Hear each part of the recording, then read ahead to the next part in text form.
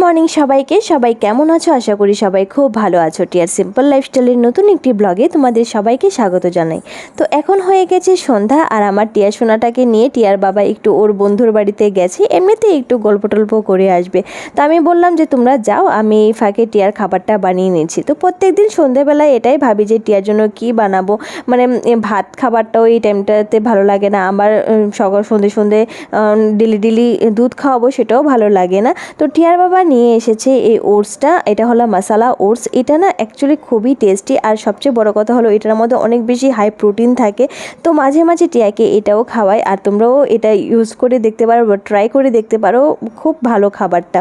তো এই করতে করতে টিয়া সোনাও চলে এসেছে ঘুরে টুরে। তো এখন টিয়াকে খাইয়ে টিয়ে দেবো। আর আমার মেয়েটা এখন যা দুষ্ট হয়েছে, তো ও যখনই দেখতে পেয়েছে ওর টিফিনটা চলে এসেছে, ও এই গুঁড়ার মধ্যে বসে বসে খায়, তাই এই গুঁড়াটাকে ও নিয়ে এসেছে। আর এটা হলো টিয়ার মানে জ্বর ওঠার আগের ভিডিও। তো টিয়ার জ্বর ওঠার পরে কিন্তু ওর মানে খাবারের টেস্টটা একদমই চলে গেছে, ও এখন একদমই খেতে চায় না। তো তার আগে খুবই ভালো ছিল আর কি। তো এখন ভাবছি টিয়ার জন্য কি রুচির ফাইলটা আনবো কিনা, তো তার জন্য একটু ডক্টরের সঙ্গে কনসাল্ট করতে হবে আর কি, তারপরেই রুচির কোনো ফাইলটাল নিয়ে আসবো। তো যাই হোক, তোমাদের আরেকটা কথা বলতে ভুলে গেছি, টিয়ার যে এই চুলগুলা, এটা তোমরা হয়তো ভাবতে পারো যে টিয়ার চুলগুলা কেন এখনও ছোট রয়েছে। অ্যাকচুয়ালি টিয়াকে এই নিয়ে 3বার চুল কাটা হয়েছে। প্রথমবার তো তোমরা দেখতেই পেয়েছো, তার সেকেন্ডবারেটা আর দেখানো হয়নি, আর থার্ডবারেটা টিয়ার বাবাই কেটে নিয়েছে, একদম পুরো টাক করে দিয়েছে ও বাড়িতে একদম রেজার টেজার দিয়ে। তাই এখন আর চুলটা আর মানে বড় হচ্ছে না আর কি। তো টিয়ার বাবা বলেছে যে এটাই শেষ, মানে এই বছরের জন্য চুল কাটা শেষ, তারপরে নেক্সট ইয়ার আবার টিয়ার চুল কাটা হবে। কারণ এখন যদি চুল আরও কাটা হয় তাহলে দুর্গাপুজোর সময় চুলটা একদমই ছোট থাকবে। আর অ্যাকচুয়ালি কিন্তু চুল যতবার কাটা হয় ততই কিন্তু বাচ্চাদের জন্য ভালো। কিন্তু ওই যে সামনে দুর্গাপুজোর জন্য আর ভাবলাম যে থাক, আর চুলটা আর কাটবো না। তো যাই হোক, টিয়াকে এখন স্নান টান করিয়ে নিয়ে আসলাম, মানে বুঝতেই পারছো সকাল হয়ে গেছে। আজকে না আমার মেয়েটা ঠিক 10টার সময় ঘুম থেকে উঠেছে, ভাবতে পারো। অ্যাকচুয়ালি ও রাত্রে 2টো থেকে 2:30 বা 3টে অবধি ও সজাগ ছিল, তার কারণে ও এতটা দেরি করে উঠেছে। তো আজকে ভাবলাম যে যেহেতু মেয়েটা 10টার সময় মানে ঘুম থেকে উঠেছে, স্নানটাও করিয়ে দিয়েছি, তো এখন আর টিফিন খাইয়ে লাভ নেই। তো এখন টিয়ার জন্য এই সিদ্ধ ডিমটা নিয়ে এসেছি, আর একটা কলা নিয়ে এসেছি। তো এটা মোটামুটি 1-1.5 ঘন্টার মতন ও এটা খেয়ে থাকবে, তারপরে ওর জন্য আমি মানে সলিড খাবারটা, মানে ওর যে ভাত খাবারটা এটা নিয়ে আসবো। আর ডিম সিদ্ধটা এখন টিয়া একদমই খেতে চায় না, আর ও ডিম একদমই অপছন্দ করে, তাই আমাকে বসিয়ে খাওয়াতে হয়। আর এই জলটা আমি ওকে বসিয়ে খাওয়াচ্ছি, কারণ ওকে যখন বোতলে দিয়েছিলাম ও একদম কম জল খেয়েছে। আর বুঝতেই পারছো 10টার সময় ঘুম থেকে উঠেছে, মানে এতক্ষণ ও ফেনে নিচে ছিল, মানে পুরো শরীরে জল টল শুষে নিয়েছে। তাই ওকে মানে আমি নিজের হাতে খাইয়ে দিচ্ছি যতটা সম্ভব জল। তো বাচ্চাদের তো জল খাওয়ানো ভালো, বাচ্চাদের বলো বড়োদের বলো সবারই জল খাওয়া উচিত। আর আরেকটা কথা, আমার না এখন কোমরের ব্যথাটা প্রচণ্ড বেড়েছে গো। ডক্টর আমাকে বলেছিল ক্যালসিয়ামের ট্যাবলেট খাওয়ার জন্য, আমি না একদমই ভুলে যাই গো, এটা আমার একদম বদ অভ্যাস। তার জন্য আমি ভীষণ বকুনি খাই, আর আমার জন্য এখন অসুবিধা হয়ে যাচ্ছে। মানে এখন আমি একদম ঠিক করে মানে হাঁটতে পারছি না, আমার কোমরটা প্রচণ্ডভাবে ধরে থাকে এখন, মানে একটু শুয়ে থাকলে যেন ভালো হয়।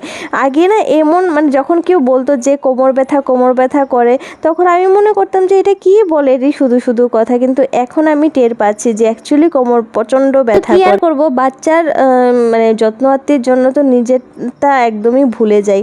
তো এখন ভাবছি যে আবার ক্যালসিয়ামের ট্যাবলেটগুলো খাওয়া স্টার্ট করে দেব। আর টিয়ার বাবাকেও বলেছি একটা ওমেনের নাকি হরলিক্স পাওয়া যায়, তোমরা একটু কাইন্ডলি আমাকে কমেন্ট করে জানাও তো যে এই মানে কোমর ব্যথার জন্য বা এই ক্যালসিয়াম কমের জন্য আমি কি খেতে পারি, কোনটা খেলে বেটার হয়। তো যাই হোক, আমি তোমাদের সঙ্গে কথা বলতে বলতে এদিকে টিয়ার খাবারটা খাইয়ে নিয়েছি, আর মেয়েটাকে খাওয়ানো মোটামুটি 1 ঘন্টার কাজ, আর যদি কার্টুন না চালায় তাহলে তো 2 ঘন্টা লেগে গেল। তো যাই হোক, টিয়ার খাওয়া দাওয়া হয়ে গেছে, তো এখন কার্টুন টার্টুন দেখবে। তো ওকে এখন বসিয়ে দিয়েছি, আর আমার অনেকগুলা কিছু কাজ আছে যেগুলো আমার সেরে নিতে হবে। আর শুনতে পাচ্ছি আমাদের এখানে একটা নিমন্ত্রণ আসবে একদিনের মধ্যে, তো ভালোই হয়েছে, অনেক দিন ধরে নিমন্ত্রণতে যাই না, তো সেখানে গেলে ব্লগ টগও হবে।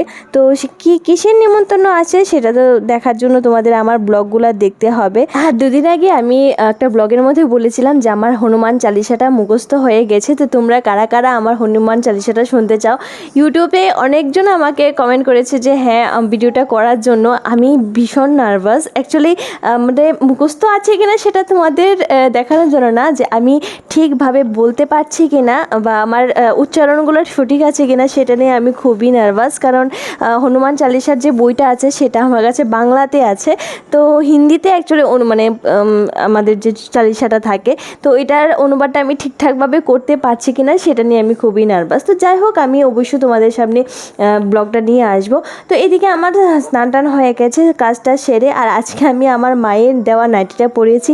মা বলে তুই এই নতুন নাইটিগুলো কেন পরিস না? অ্যাকচুয়ালি আমার না কোনো জিনিস যতক্ষণ না নষ্ট হচ্ছে ততক্ষণ নতুনগুলো ইউজ করতে ইচ্ছে করে না, তাই তো এখন ভাবছি যে না, মা নাইটিটা ইউজ করে নেই।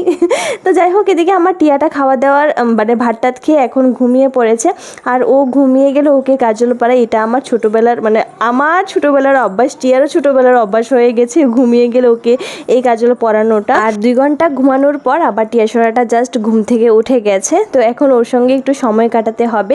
তো আজকে ব্লগটাও আমি এখানেই শেষ করে দিচ্ছি। তোমাদের কীরকম লেগেছে ব্লগটা দেখে, আর তোমরা কীরকম ব্লগ দেখতে পছন্দ করো অবশ্যই কমেন্ট করে বলো।